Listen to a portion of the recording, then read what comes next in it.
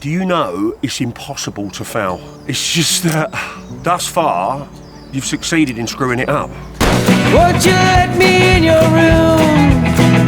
All I know is how I left so soon.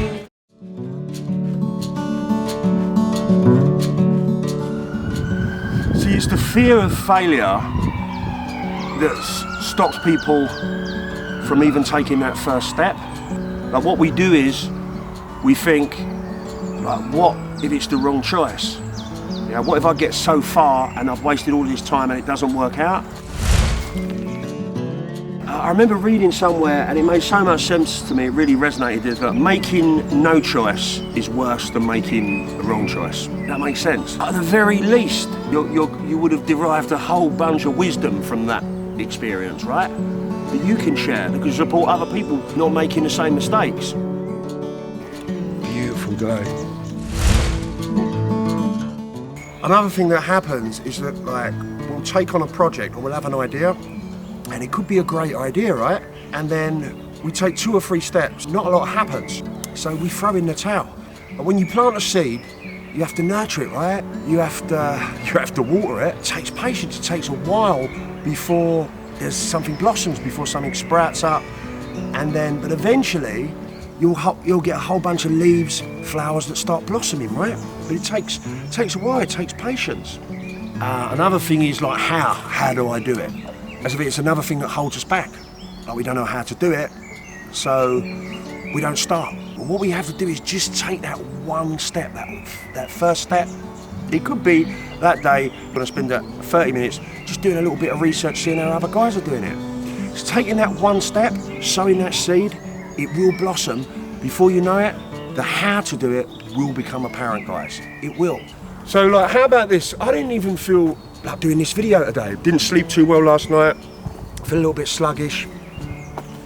And it was an agreement, right? I said I was going to do it. I'd written a little plan yesterday, a little bit of structure, okay, just for the edit. While I was doing it, while I was writing, yeah, just taking that first step, I come up with an idea for another vlog that I hadn't even thought of. So if I hadn't taken that first step, that wouldn't have happened.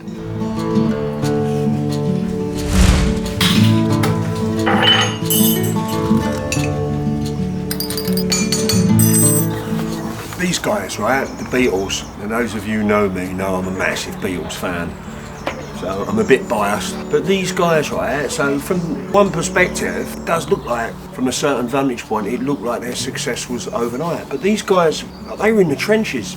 They were in and around Liverpool, playing clubs and bars and that kind of thing for years before they ever got a tickle, you know. And then they went to Hamburg, and that's without all the challenges that these guys had in their lives, you know, growing up in Liverpool during and just after the war, and then making that shit happen. But also, they were turned down by at least 4 labels before they were picked up by someone who was just willing to give them a chance, right? I mean, look at what these guys accomplished. I mean, they were told that pretty much guitar bands were over, and they kept at it.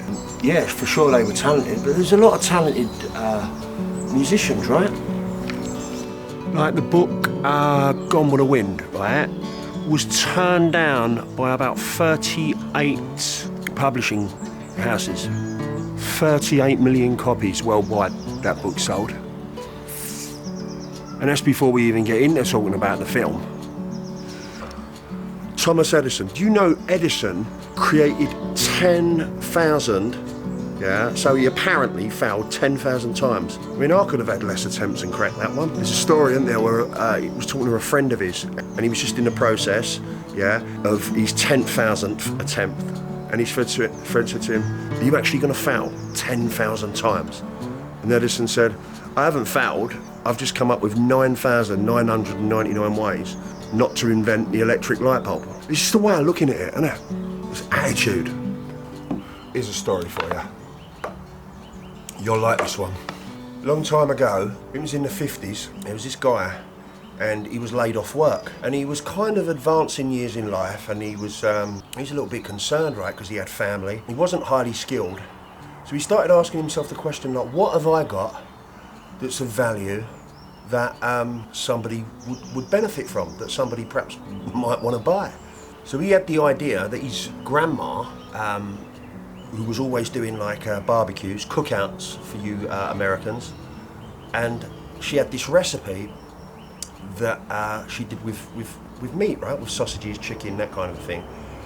So he got hold of this recipe from his grandma. So he took it to a restaurant to see if they'd give it a place on their menu, yeah? Turned him down. Went to another restaurant, turned him down. Another restaurant, another restaurant, another restaurant.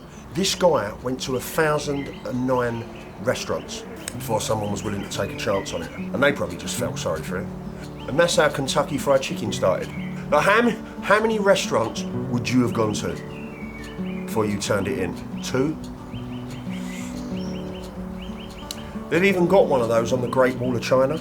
Is Kentucky Fried Chicken even a good idea? Not if you're a chicken. I remember I heard that story about 20 years ago and it blew me away. Like, I'm not saying it's impossible to fail, you understand? What I am saying is just a way of looking at it, guys. See you on the next video. Don't forget to subscribe. Cheers, guys.